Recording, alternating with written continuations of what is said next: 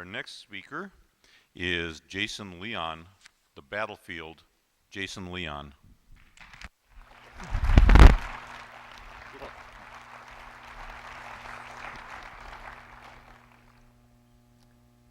Mr. Toastmaster, fellow Toastmasters, and honored guests. I'm in Baghdad, Iraq, 2005.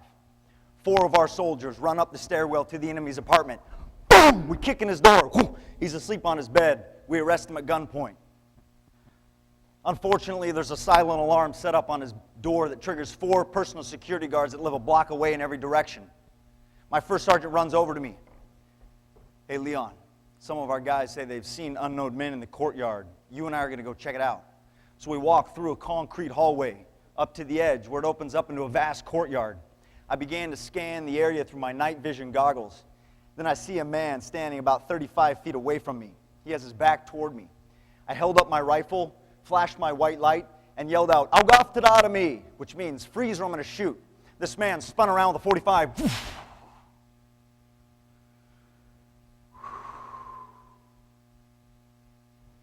And that's the point. That's the moment of success or failure. In the next split second, someone is going to lose all life has to offer, and the other is going to gain it all. Sometimes life is like the Baghdad battlefield. And there are times in each one of our lives when the warfare of day-to-day business wants to take us down. But there's hope. There is hope. Because I believe we can train ourselves to overcome the battlefield of life. Let me suggest to you the 3 areas that we must train: the body, mind, and soul.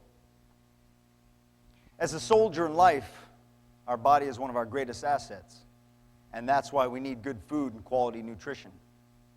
A wise comedian I once heard said, life expectancy, that would grow by leaps and bounds if broccoli smelled as good as bacon.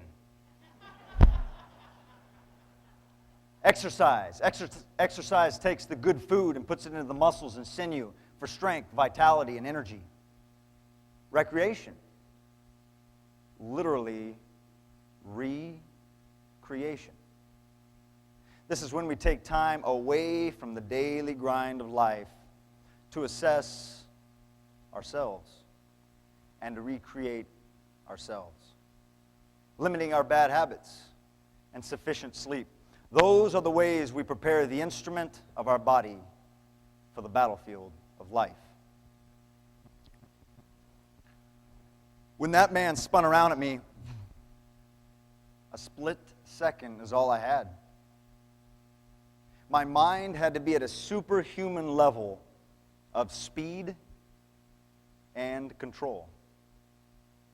And the mind must be trained to handle those situations in life.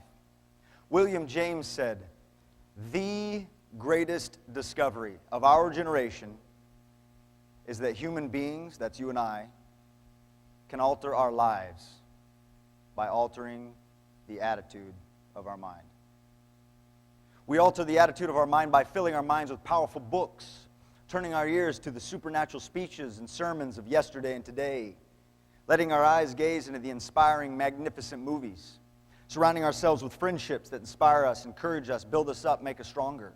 Those are the ways we prepare the weapon of the mind for the warfare of life.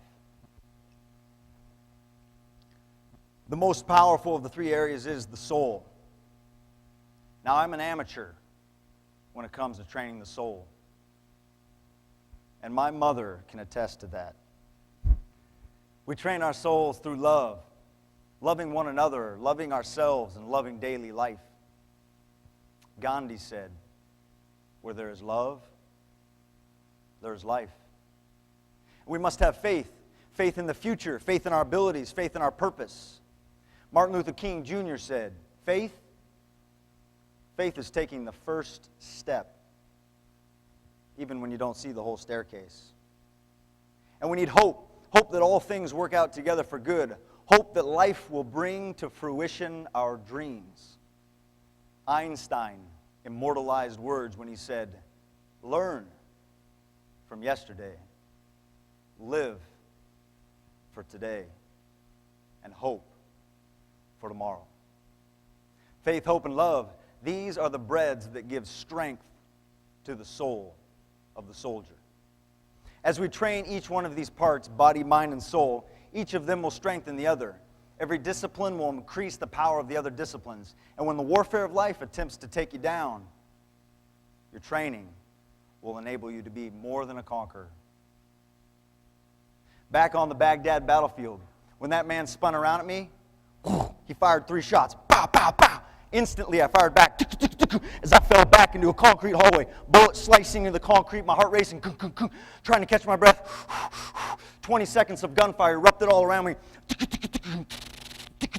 Then it all died out.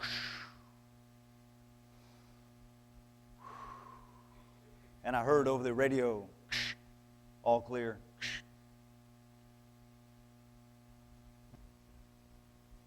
Success for me was surviving the courtyard, so that I could see my mother again and tell her how much I love her. To remind my dad one more time how honored I am to be his son. Success for me was walking away from the battlefield. What's success for you? And are you willing to train for it? Mr. Toastmaster.